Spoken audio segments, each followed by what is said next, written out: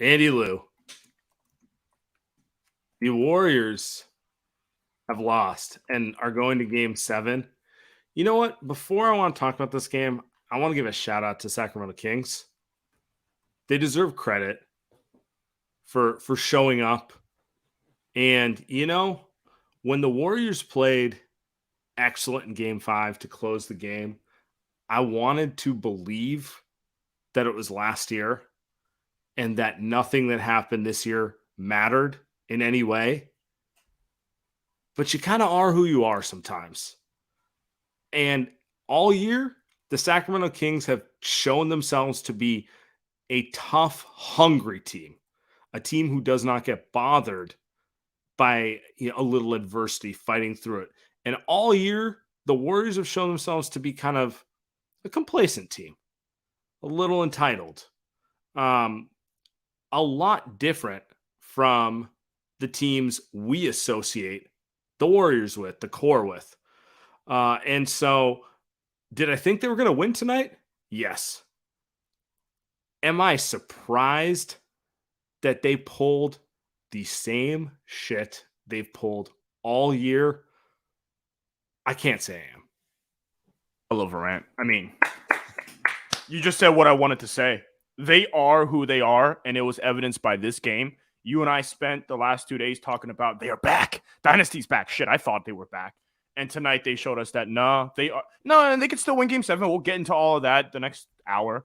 But as of this moment, as of this game, the Golden State Warriors right now are who they are in the regular season. They are an inconsistent, turnover-prone, not good enough offensively anymore, old basketball team.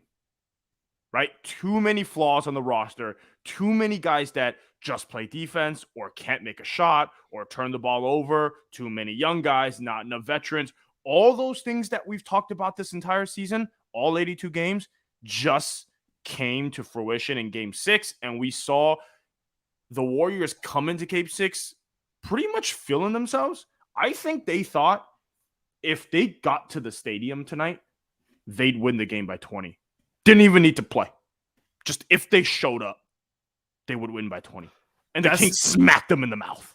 That's the energy they brought. We'll get into the details of the game and the micro-analysis, but at a high level, they came in with 2015, 2016, 2017 Warrior energy, where it's we're just going to sit back, let you do your thing. And then when we feel like it, we'll turn it on. But they don't have that roster. That's the reality of the matter. They don't have Kevin Durant.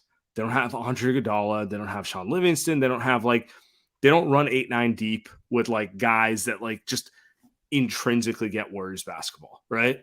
The starting lineup does, and everyone behind that, I mean, we'll get to it. I guess I want to start at the high level here with those guys we're talking about, which is Steve Kerr, Steph Curry, Klay Thompson, Draymond Green, Andrew Wiggins, and Kevon Looney. Sure, they were not necessarily the problem tonight. Most of those guys had above average games. Weird to see Steph miss shots. Free throws. All had bad games, but yeah. Yeah, I mean, okay, let me put it this way. They did not play bad relative to basketball. They played bad relative to what we know they're capable of doing in a closeout game, which is ultimately what matters here. They brought regular season energy. They tried to turn it up, but by that point, the Kings had a little confidence. And, you play with your food, unless you're the greatest team of all time, which they're not. You run a risk, you run a risk of you dig in deep and all of a sudden Herter, Trey Lyles, those guys start hitting shots who haven't hit shots all series. And you get what you deserve. Ultimately, you get what you deserve. There was no part of this game where I thought the Warriors deserved to win this game. You came off the top rope and said Sacramento played well. Kudos to Sac. Kudos to the Kings. Deserve the win. Yes. Because they came into this game and part of it is maybe the Warriors are tired, right? Maybe that they're just not that good as we think they are. I think all those are true, but if you watch the energy that those guys played with, yeah, Draymond Green didn't come ready to play. Kevon Looney looked tired. Steph Curry was just zonked out again for the first quarter. Honestly, the first 36 minutes of the game. Clay had a decent first half, didn't show up. Jordan Poole was awful throughout. And I'll get to that at some point. But Dante was bad, right? GP2 didn't play much, so you can go down. I mean, they got nothing from Wiggins anyone else. shot, Period. right? Wiggins Yeah. didn't make a shot. The only guy that played good was Moody, right? Like the only guy that played well was Moses Moody. And I mean, if you told me about before the game, I told you the Warriors would lose by 20, and they did. So yeah, they did. They did not deserve to win this game. They deserved to go to 7. Only 19. Don't oversell it. I didn't watch the last 5 minutes, so I looked away. So I'm surprised. I guess they didn't even try a fake comeback. Wow, 19. Anthony Lamb coming in with a solid 3 minutes. He would have brought some energy. I was honestly surprised Kurt didn't go to him a little earlier in the game. But yeah, whatever. I think I want to throw this out there before we get there. It's like, shout out Mike Brown with the good adjustment.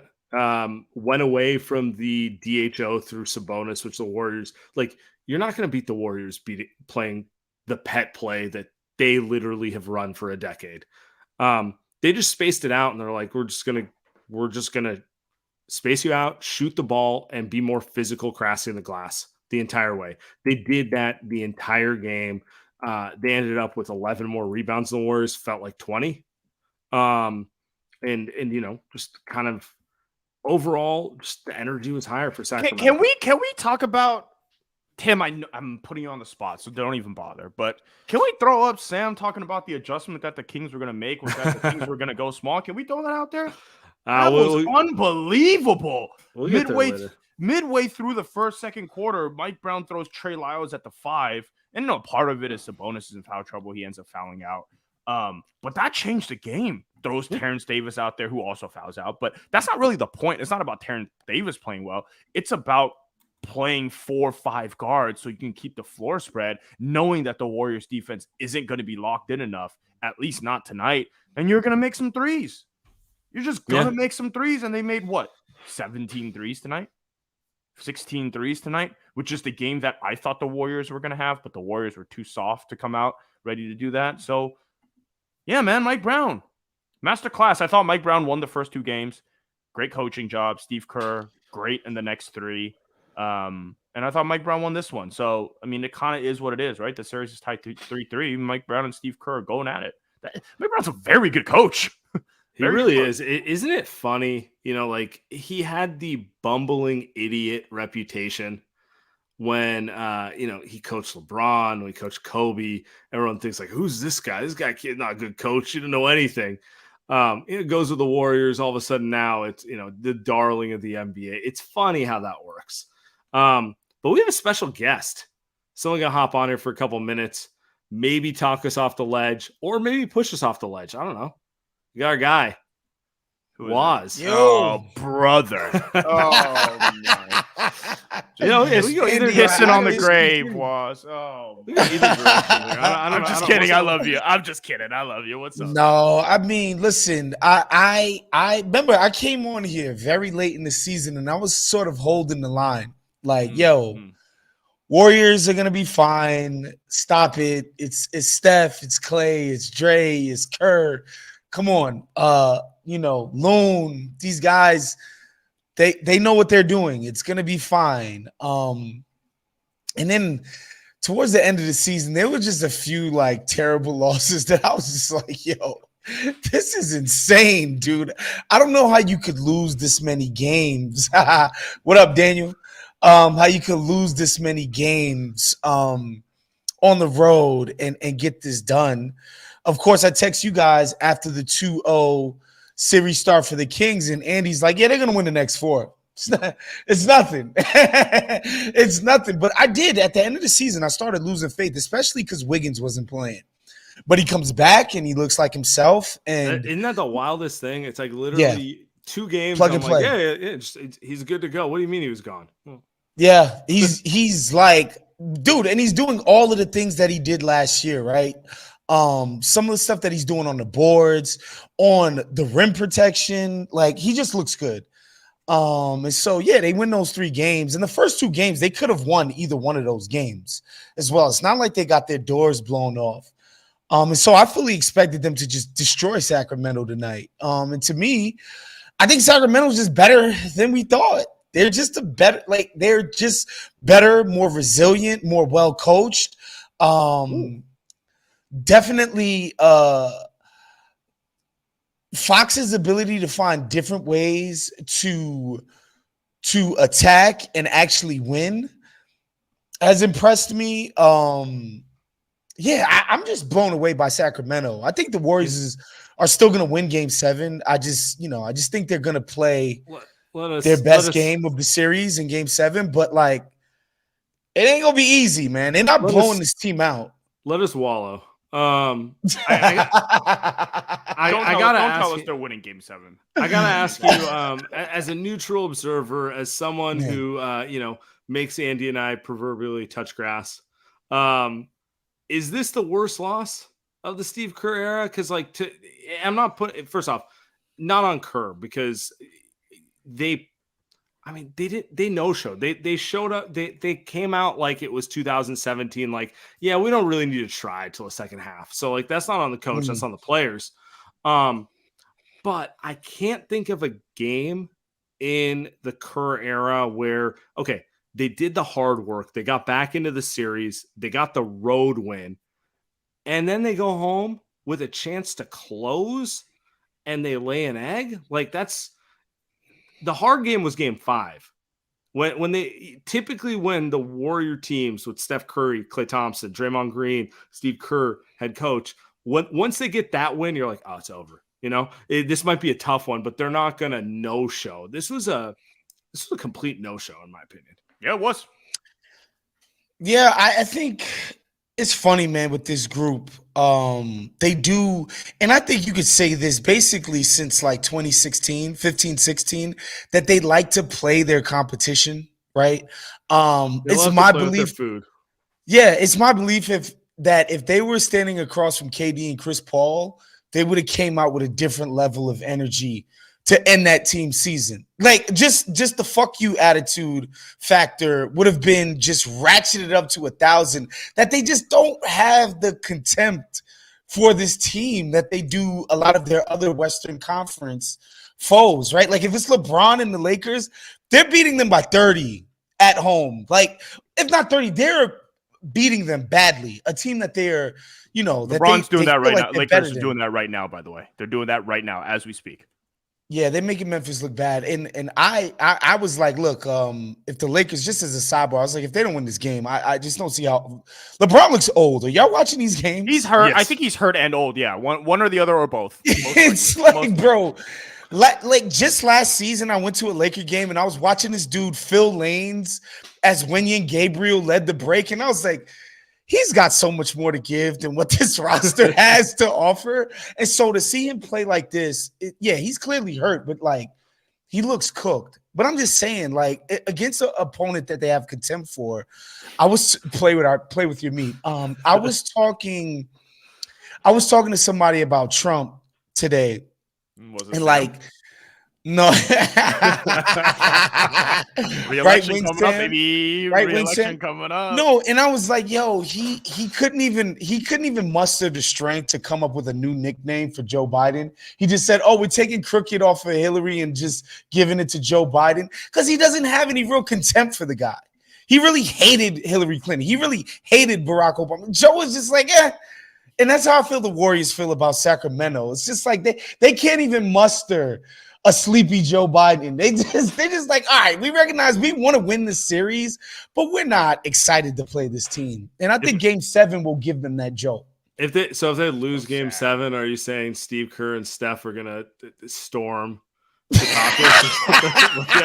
that's like where we're going with this. But the Capitals in Sacramento, isn't it? So they'll storm Sacramento. Oh, this is a dark shouts to our buddy January 6th, Ethan. I was just about to make this Josh joke. I was just about to make this Josh joke. I'm mad. I'm laughing after that effort by the Warriors, but no, that's why we have Waz on. Sleepy Sabonis. You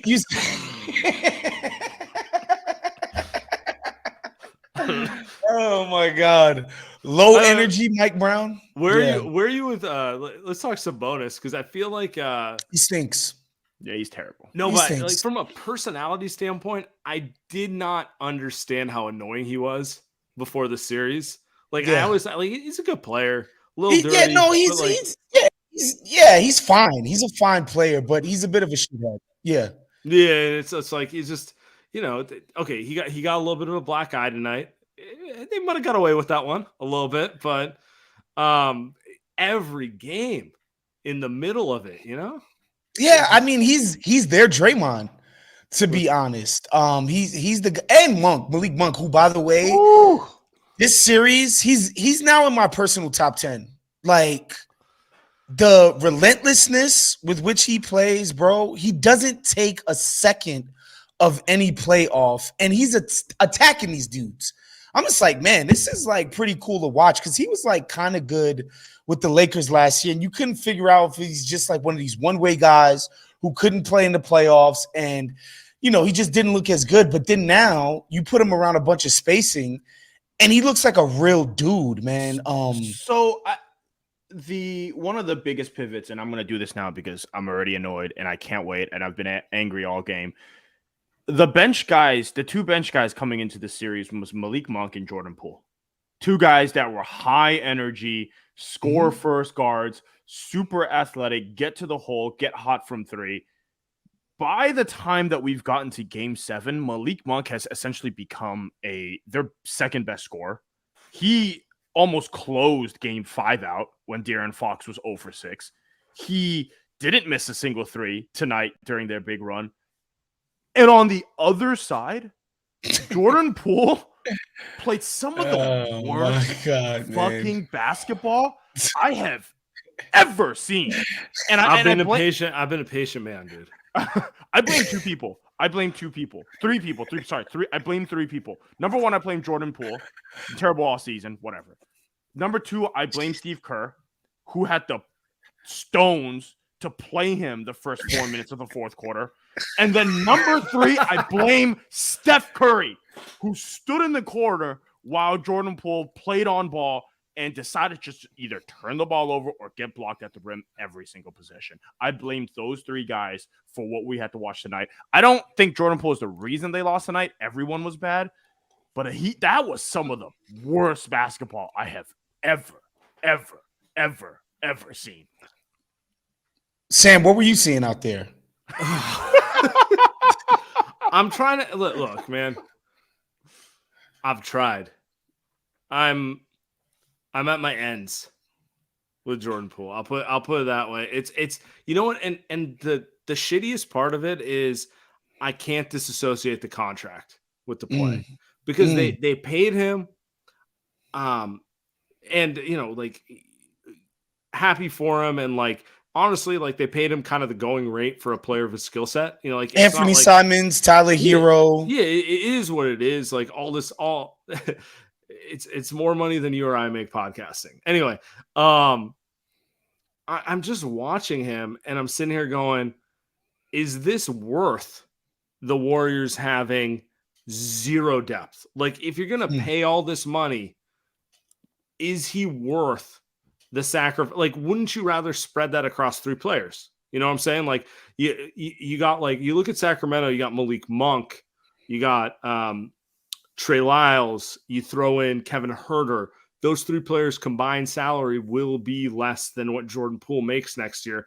And I'm not trying to like make it all about that, but it's like it's hard for me to disassociate the fact that I don't think he's better than Malik Monk. I don't think he's worse. Hell no. I don't think he's worse than him, but like that's the same. He's caliber. Not better than Malik Monk. That's the same caliber player. And when those expectations hit you, I'm expecting a little more magic. I'm not expecting a guy who, like, Tuesday, 10 for 18, 24 points. Thursday, 2 for 11, 5 points, like, and no defense, and if they're not scoring, they don't affect the game in any other way, because that's what he's at right now. He plays kind of like that same 6-man, like, if I'm feeling it, we're good, but if I'm not, I have nothing else to offer game. And it's, I want to believe, but I don't. Yeah, I just don't think you can say he's as good as Malik Monk in any way, because Malik Monk is doing what he's doing where he comes off of a Sabonis screen. The guy who's guarding Sabonis knows that he can plant his foot firmly into the paint and wait for that guy coming off of it. And Monk is coming off that screen like a bat shot out of hell and just driving by people. When he's not doing that, he's just straight up, yo, Steph, you think you could guard me in space? I'm just going to cook you with a crossover and get right to the rack. Like, could you imagine if he was doing this around what Steph Curry does? And like just the attention Steph Curry's getting, it's nasty. And yeah, and part of it is this hashtag justice for Draymond. It's just like I don't want to be a dick, maybe but Draymond I've gotten had a way point. too many texts which are like, I get it. Yeah, I get it. Jesus Christ. That is the prevailing. Dude, the amount of texts I got tonight from people who aren't Warriors fans, but definitely not people like, oh, I want to see the Warriors lose, who are just like, yo, I never realized Jordan Poole stunk this badly. He was bad in the playoffs last year, though. He was good. He was good. There were bad moments and the thing about last season was that Steve would just play him 18 minutes. He would just be like, "Fuck it, we're done." Like, enough. Like when he was bad, he was explosive, and then when the opponent figured it out, Steve would just be like, "All right, we're out. We're out." He didn't leave him on the court for everyone to see all the Fuckery. Yeah, for everyone to see like, he's kind of one trick guy, I think related to the Warriors, to the issue is that the Warriors don't need actually what Jordan Poole does. They actually don't in a playoff series. They need it in an 82-game season, right? Like a lot of the games when Steph was hurt this season, and he's going to get hurt all the time now, right? As Sam has said all season, is that, well, they had Jordan Poole, so they stayed afloat. That's how they stayed 500. In a playoff series, they need role players who play defense. They need role players who can get a rebound. They need role players who will pass it to Steph. Right? They need role players who do those things, winning plays. They need Moses Moody. They don't need another guard who is high usage and makes dumbass decisions every other possession. They don't need that in the postseason as long as they've got Steph Curry. And I think that's the issue, which is why you always would rather have a GP2 in there than a Poole, which is why James Wiseman is not on this freaking team, which is why Kuminga doesn't play, even though he has super potential, is because you just need guys that make those smart role plays, and Jordan Poole does none of that. The best version of Jordan Poole is doing what exactly? I mean, I guess we're watching with Malik Monk, no? Fair. I think he's got a higher ceiling than that, but the version of him in the next year is pretty much that. Yeah. But let me hear. Waz, what do you think?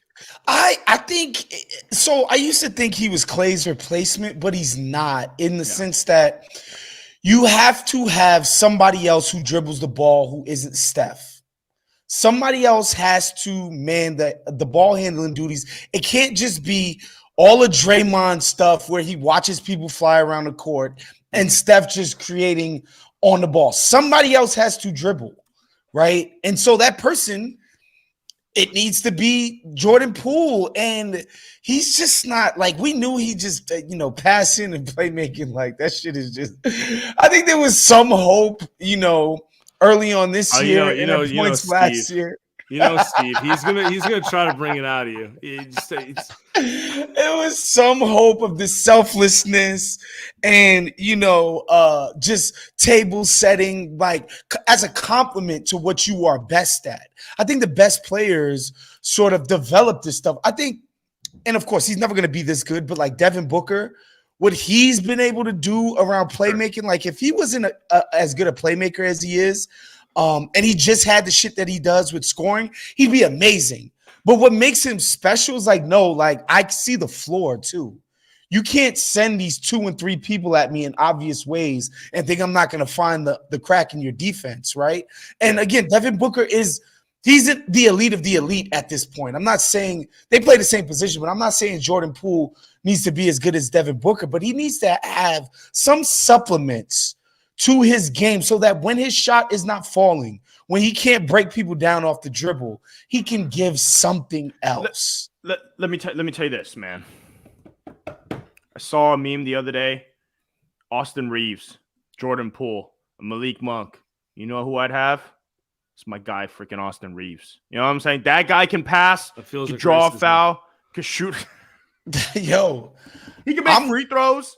I'm a Reeves fan. I'm a true believer. The guy's drawing fouls in the playoffs. Unfortunately, I am a true believer. Does he draw fouls if he doesn't wear the purple and gold? I think so. I think he gets it. He's getting contact, y'all. Like, this isn't like non-contact. Which like, look at the fouls that Ja draws compares to Austin Reeves. Those fouls are way more ticky-tack. Way more. I see a lot of. I don't know why I brought this up. I'm disgusted at myself. I mean, anything to distract from what we watched tonight. Yeah, to be honest, like I'd rather talk about Austin Reeves foul drawing. Than you're zagging on Reeves' sanity. Oh, I think he's a player. I legitimately do. I'm only zagging on the free throws. Like, he's not James Harden. This is definitely some Lakers.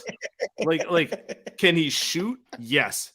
Is he smart? Does he understand like how to play with other players, make the extra pass, like be just kind of, again, everything Jordan Poole isn't? Yes, I would take him. Do I believe he should be drawing 10 to 15 free throws a game? No, that's the Lakers thing. Come on, man. The key thing though is he's in control. He's in control. He's plays like someone that actually knows what the hell is going on the basketball court. And tonight I watched Jordan Poole, coach's son, Gritty, right? I mean, seriously. And by the way, Stephen player, coach's son, and sometimes those do play like freaking morons. But tonight I watched Poole in a 2-on-1 situation. He did a Euro, but he didn't finish the second step. He just shot it after the first step, and it hit the bottom of the rim. And I'm just like, dude, that looks like me. What are we doing? What are we doing? That last play where he couldn't pick up the rock, where he just fell on his face, like on the sidelines. You might not have seen it, Andy, because you missed the last 5 minutes. No. I saw it. Oh, it's because it's all over Twitter. Yeah, because it's Jordan Poole. Now I saw it. Yeah. Oh yeah. I don't think he's gonna play better. By the way, on Game 7, it's gonna be on Steph and Clay and Wiggins to do this. Let's get you out on this. Like, yeah. Game 7. Can the Warriors?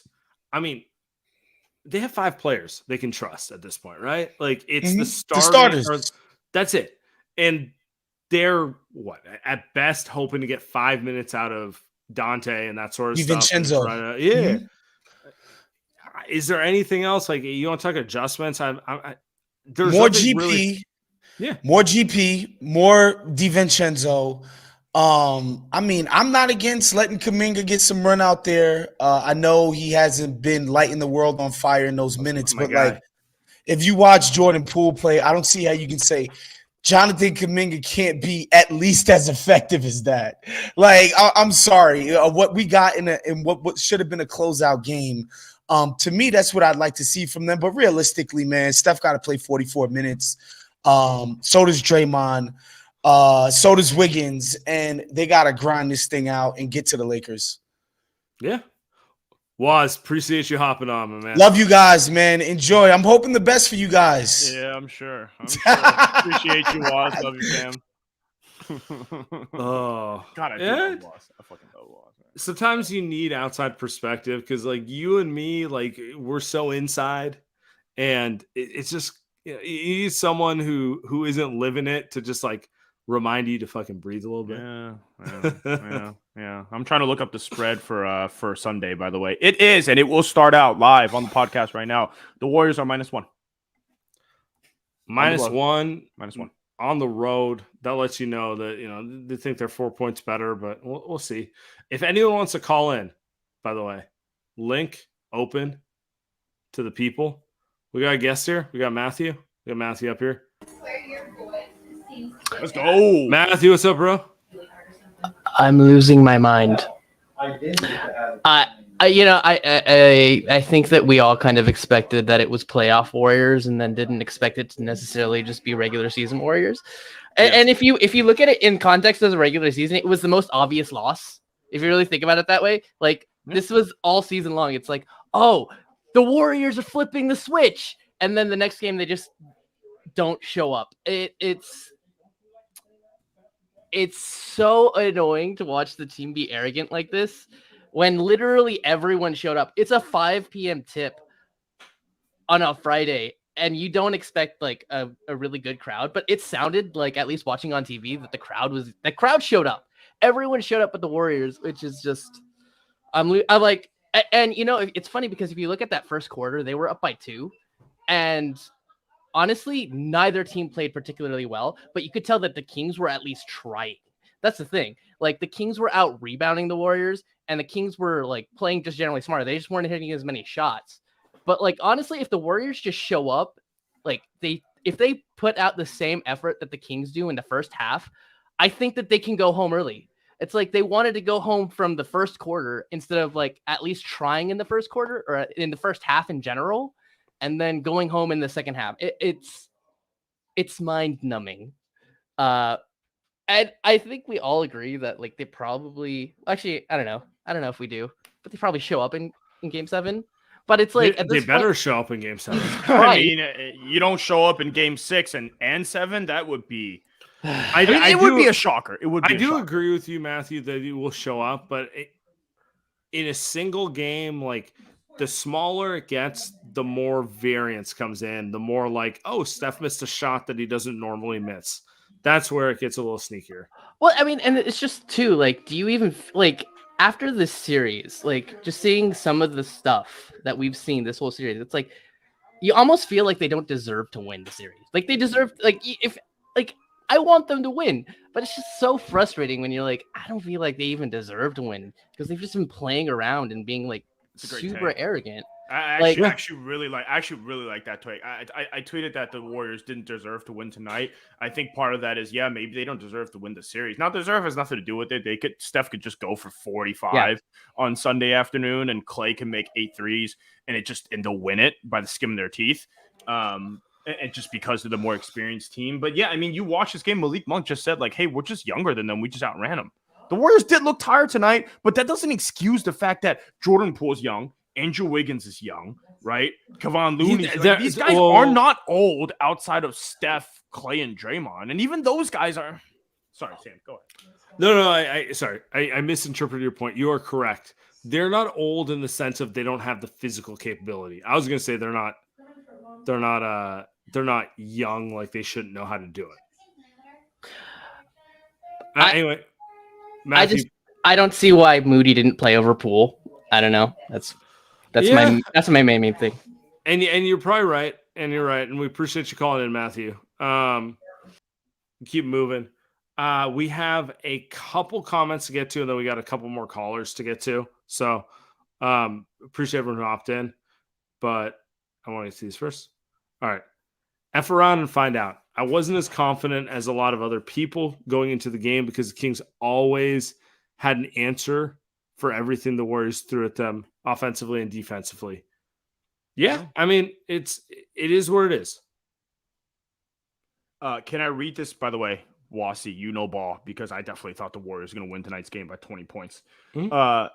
The Golden State Warriors 19-point loss in Game 6 versus the Kings is their largest home loss with a chance to clinch a playoff series in franchise history. The Warriors are just breaking records, you know? They don't lose on the road in a playoff series. By the way, can we just talk about that the Warriors need to win 2 road games now to win this series? 2 road games. Road games. So wait, I have another stat to tie into that from Dan Feldman, friend of the show. It goes, Kings Warriors just the 12th series in NBA history where the home team won the first 4 games and then the road team won Game 5 and Game 6. The home team won all 11 prior Game 7s to this, which is to say the Warriors, if they win Game 7, will be the first team to win that. Break some records, baby. Time to break some records. By the way, Lakers are up by 20 at home against the Memphis Grizzlies. Just to show you how a closeout game happens, just to show you. That is how a closeout game happens. Chris Elliott brings in, feel like the defensive game plan in detail is to stop Sabonis, part of the offense, but once he doesn't play a lot, they can't get stops, and the other parts of the game plan are vanilla. Interesting. He is correct. The game plan has always been to stop Sabonis, not from the sense of like, oh, Sabonis is, Shaq in his prime, but mostly because like everything they do runs through Sabonis. Like stopping the dribble handoff ruined what's his name? Herter, right? But ultimately, I don't know if you agree with me, Andy. Ultimately, I feel like it's an energy thing. I don't think they were focused enough defensively. Like in general, like they just need to play harder. How many times did they give up a wide open layup in transition after a made bucket? Yeah, so I'm with you on the focus. But why is the focus not there? Yeah. It doesn't make any sense. Do they not hate the Kings enough? Do they not is there no Dylan Brooks on the Kings to hate? Malik Monk, by the way, just said, hey, he knew he could run the Warriors because there was only one day off between games. It's an even quicker turnaround in Game 7. So he says, I felt like a little more on them. He said they were tired. We're younger than them. We're going to try to do the same thing Sunday. So I don't know. Do the Warriors need bulletin board material to clinch a game? What is it, Sam? Are they just old? Maybe. They might be old. I mean, to me, look, we'll talk about this because everyone feels it. They have no fucking depth. Like, do you want to blame the front office or do you want to blame Steve Kerr? As far as I'm concerned, they both suck.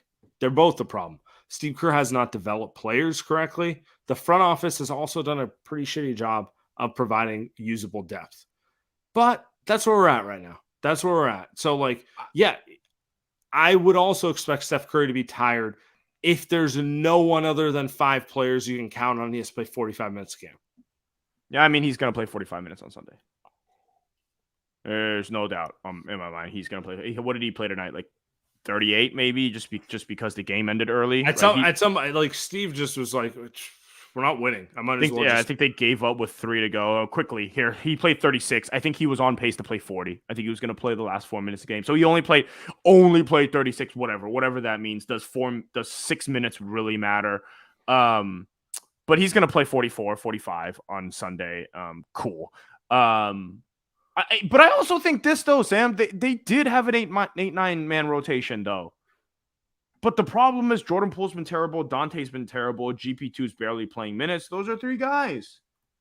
So they do have. Kuminga's not been developed. They have no other big men. Anthony Lamb is not a viable option. Like I joke about Lamb, but like the fact that it's probably smart to play him is a problem.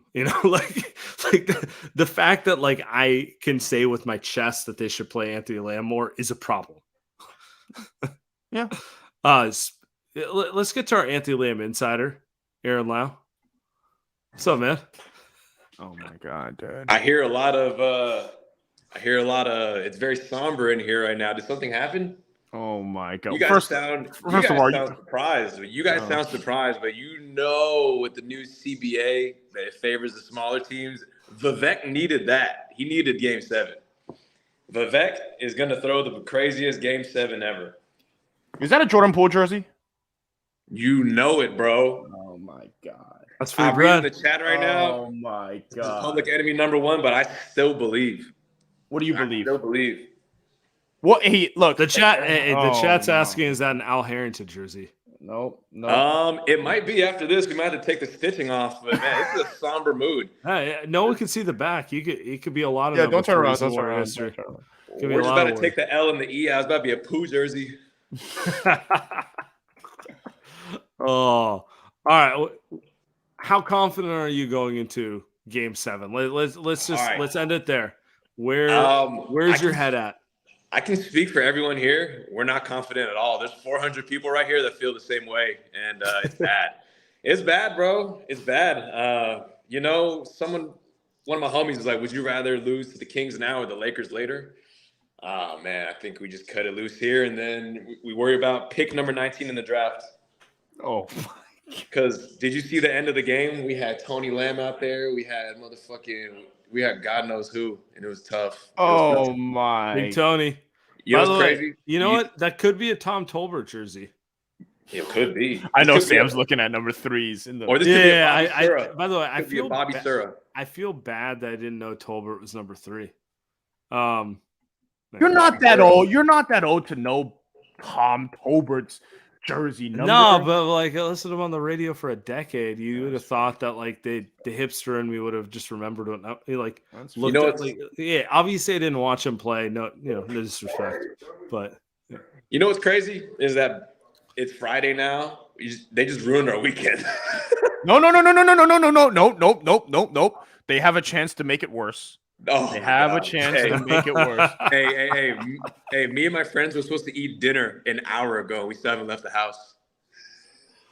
Stay home. Bro, I remember get the bag. I'm gonna end on this story and then we're gonna keep moving. Appreciate you, Lau.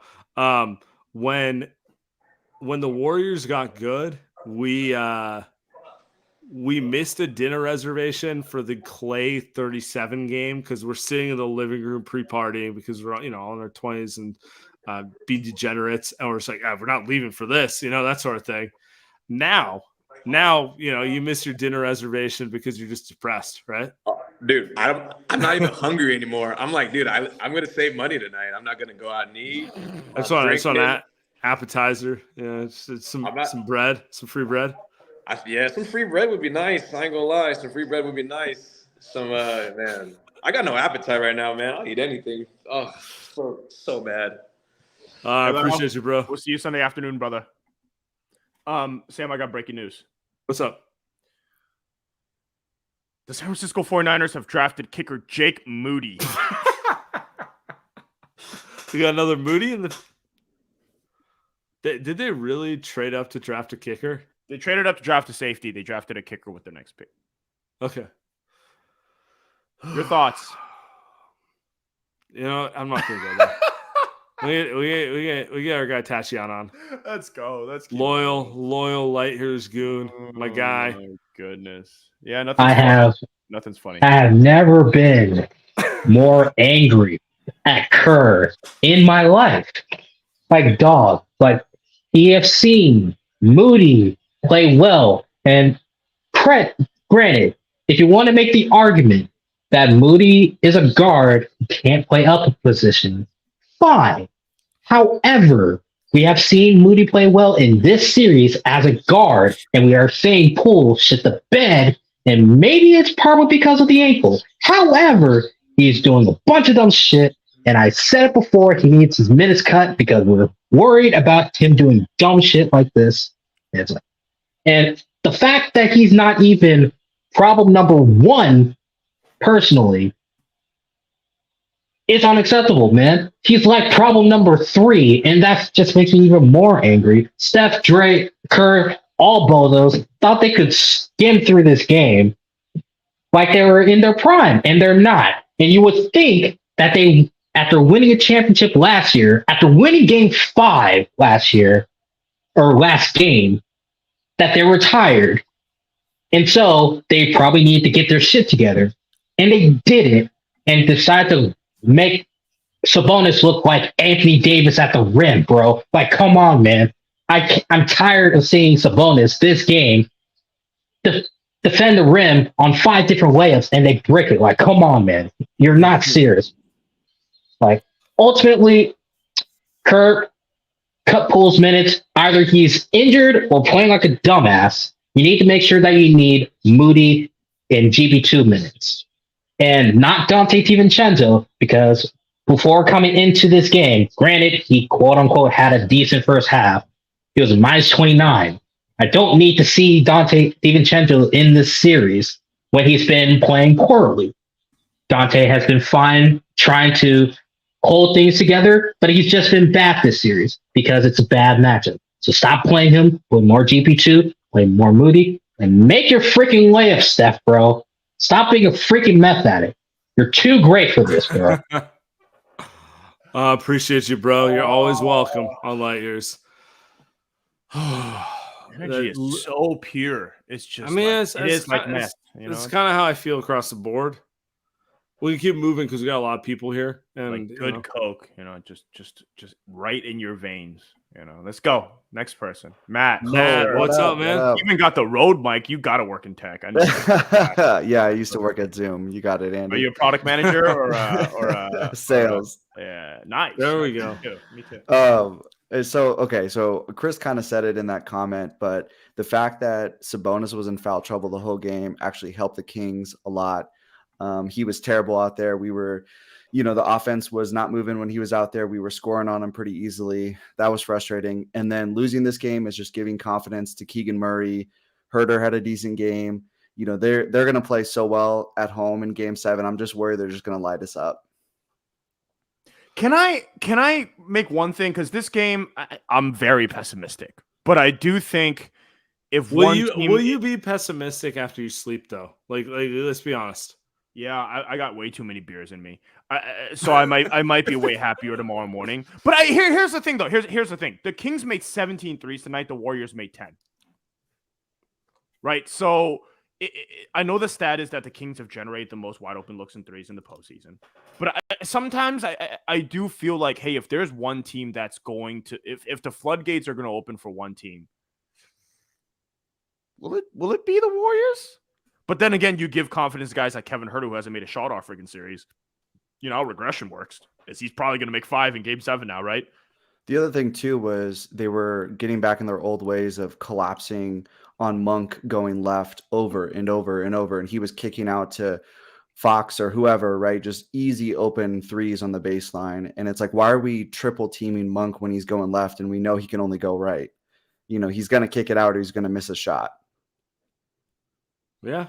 The helping has been an issue all season, dude.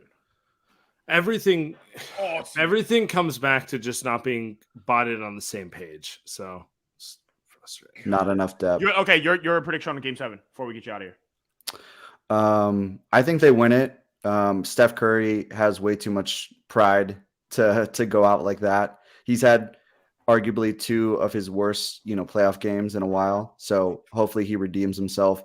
I didn't think a 31-point game in Sacramento could be a bad game for Steph, but it looked pretty bad. So he's due for a good one. Yep. Appreciate it, Matt. Have a great evening. Hope you're right. He has had 2 bad-ish games, but yeah. For Steph standards, yes. Matthew, what's going on, bro? Oh, he's back. I'm back? Oh, I guess I just didn't You're not back. Boot on bad. Nah, I'm gonna have appreciate to you move for your earlier. introduction, bro. All right. Tanner. Here we go. What's up, man? Guys, I started basketball in high school, junior, senior year, average single digits, and I could go out there and do better than motherfucking Jordan Poole. Are you kidding me right now? It is I can't believe I rushed home, got off work early, like 20 minutes early, rushed home to witness what I just. That's the worst. I'm changing your life for a Warriors game that's destructive. Like you just question every decision you've made in your life. I'm at a loss. I'm not much of a cursor, like I'm pretty even kill. I was just nonstop, just losing my shit tonight. I don't know what. I mean, I'm just honestly lost. You know who the best player on the court was tonight? Who the best player on the court was? Malik Monk. A guy he hit those 2 threes, and then we couldn't stop him. And then we just, like last caller said, every time they drive the ball, we just the whole team just collapses the paint. We leave the whole damn 3-point line open. I don't get it. I mean, last time I checked, 3's greater than 2, right? I don't know, man. So, anyways, I don't know whether to give Moody more minutes or help. Jonathan can give JK. I know he looks lost, but it's got to be better than whatever. Can you go there in Game 7? I would agree with you. I was texting with Andy about this.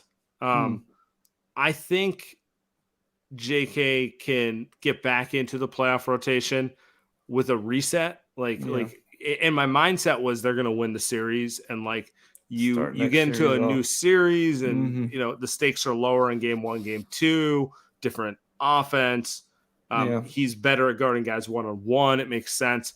Can you really go to JK in a game 7? A game 7 feels like a, like Steph, bro, if we lose game 1 of the following series because you killed yourself, so be it. But like, we kind of have to ride everyone. Here are the adjustments.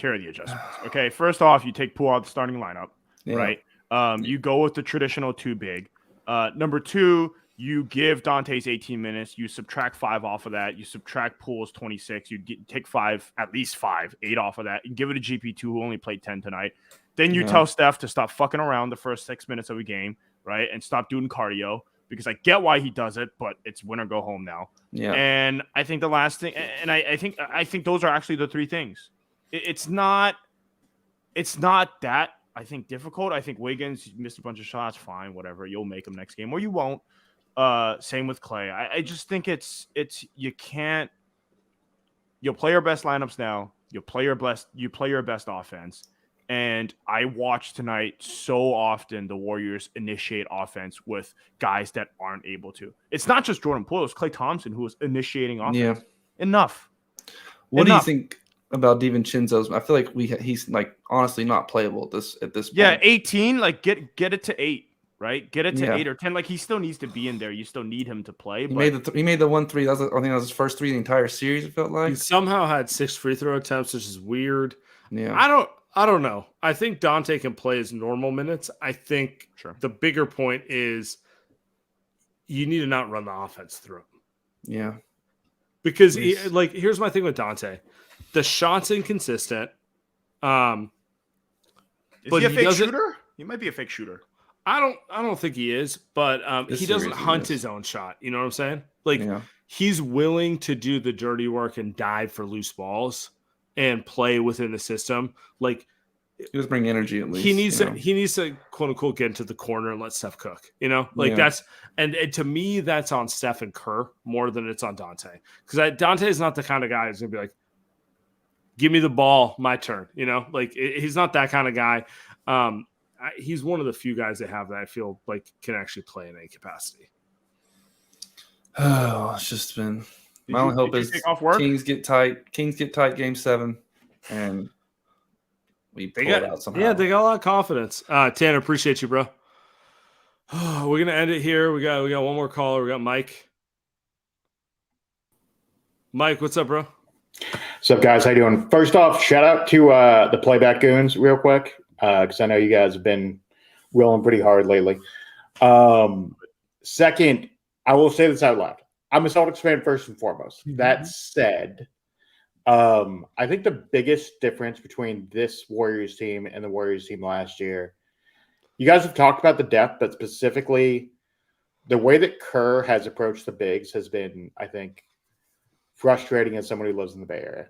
Like, I don't understand. So Looney's one part of it. Looney's been great, but I feel like Dre should have started tonight to a certain extent. Yeah. And I feel like Mike Brown has made some incredible adjustments off pick and roll. They basically made the decision not to have Sabonis do dribble handoffs. He's doing more like kind of light passes to the corner or passes to the wing. And that's made it more difficult in terms of the way they're defending the drop. So, like, this is a little bit NBA nerdy, but, like, the point is, I think Kerr's made less adjustments over the course of 6 games than I think we would have expected at this point.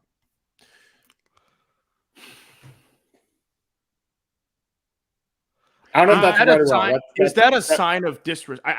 I'm thinking. Is that a sign of? I apologize about throwing some shit out here, but no, not at all. I was Andy. You go first. Part of me feels like it's the arrogance of the Warriors just thinking and maybe knowing that they're better. Because coming into this game, to me, it felt like what adjustments can be made left for the Kings that they can do. And apparently it's you just go small and the Warriors are just older. I keep going back to the fact that the Warriors of 2014, 15, 16, 17 just win this series in 4 to 5, right? And even 19, Absolutely 19, not even 19. Absolutely 19. And last year too. And I do think at some point the end comes, not to say that the end is now. I think the end comes, and I do think you're seeing they just might not be good enough. They might That's be too fair. old. They just might not make enough shots anymore. Like the bullshit threes just might not go in anymore, right? Like that type of stuff. You know what it reminds me of, guys? And this is a little bit of a depressing thought as someone who lives in the Bay Area, but also it's very similar, is a lot like the 2011 Celtics, a team that went actually decently far in the playoffs, but you knew didn't have enough depth, had some superstars, and very quickly you started to realize, they were going to be outplayed at some point. And the Heat ended up ending that season. But like, I think that is something to consider. 11 or 12? 12 is the one I remember where LeBron had the game 6 that was like probably. Well, so Rondo gets injured. I can't remember whether it was 11 or 12, the year that Wade breaks Rondo's arm. I want to say it was that's 11. 11. But I could be wrong. Yeah, that is 11. You're right. But Rondo was not injured in 12. Right. But there are elements of that where you're just like, all right, like how far can this team go given where the ages of the superstars? Clay was, I think, fine tonight, but by and large. Look, I know the plus minus numbers are what they are. It is what it is. But Clay was actually decent, all things considered. Defensively, he got cooked at times, but it is what it is. Steph was fine. Poole, I don't know what you guys do. I think there's a real conversation about Poole in the offseason, and I know the time is not now to have that conversation. But, like, there's a real thought about, like, he's going to be paid $22 million next year, and it's like 28. Well, 22. You wish, brother. You wish it was 22. If he hits the incentives, because he No, needs to hit the incentives. No. Oh, it's 28. Okay. Wow. Yeah. But yeah. I mean, you cheered me up saying 22, but I got semantics. But I hear your point. I don't disagree with you. I think that's I know that their logic behind signing him was like, look, man, we can always shuffle the deck, right? But they're gonna have to reconsider that. I want to focus just on this game though. So we'll Sorry, say I know I'm big picture here. I apologize, guys. Look, man, my head's going through it, but like I refuse to do it until they're eliminated. It's a personal thing. I've decided. No, it's a great call. It's a great call. I guess my question is, because I do agree with you. Like, I don't think the Warriors core is cooked. I don't think they're not. I think this is the least deep Warrior team we've seen. And it's maybe they grit it out in game 7 and maybe they can fight the rest of the way through the playoffs. But it really does feel like a team who's going to have 4 games every series where the main guys, the Steph, the Clay, we'll throw Wiggins in there, we'll throw Draymond, Looney, like those guys have a 4 45-minute games because that's the only way they're going to win. They really needed Kuminga and Moody to be able to play 20 minutes a game. Yeah, that was why they drafted him, and it's always going to take every player longer to play winning basketball. Andrew Wiggins, it took him till he was 26, right? And Moody and Kuminga are both 21 or whatever. But they really need those guys to be ready to play, and I think Moses Moody is. I think he should have played more. Kuminga's not ready, right? He's not ready, but they need those guys to be able to play 20 minutes. So maybe, Sam, maybe that's next season. Maybe that's next postseason, but it's not now. The only other thing I'd say just about that in terms of depth stuff, and this is probably a next year conversation, is given the way the CBA has been stacked against the Warriors to a very large extent, if you kind of go through it, what do you do? Like that stuff, I think, is a long-term conversation of like how you address those issues. Get rid of like how you think about like, all right, so we're gonna play Kuminga, Moody. You probably let Lamb go. Because he's going to want more money. DiVincenzo is certainly going to want more money. Like, there's a bunch of, like, other stuff. By the way, DDV been great the entire year. And I know he had an off game tonight, but, like, he punches Warrior fans should be happy with him. He punches a bunch of prey good all year. I think the new CBA actually, to your point, I'll end it here. It Sorry. prioritizes development, because if the cap's going to be artificially hard capped, Yep.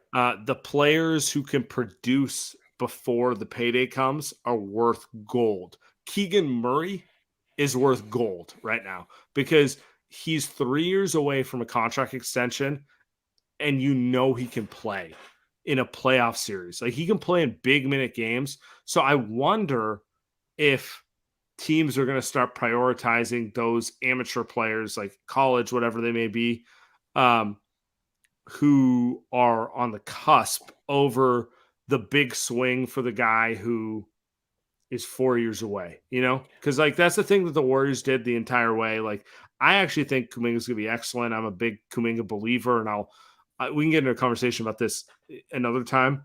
Fair. But his timeline of development does not match the timeline of where the Warriors are right now, which is the fundamental issue. Who's going to be a better player in 5 years, Kuminga or Keegan Murray? I would not be surprised if it was Kuminga. Take Keegan Murray. Either, you get what I'm saying. I don't actually disagree with you, but like it's possible. Who's going to be the player who helps their team more in the next 3 years? Keegan Murray, without a question.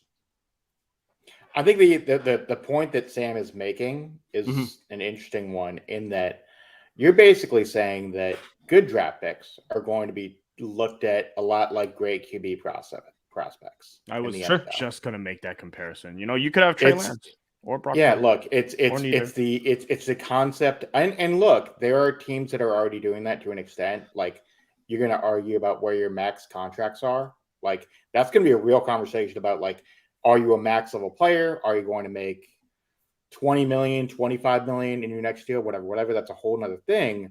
But what I will say is, to Sam's point and Andy's point here, is prescient in that basically, like, if you get trying to think of like a good mid-range, like someone in 13 to 15, like say Giannis 5 years ago, right?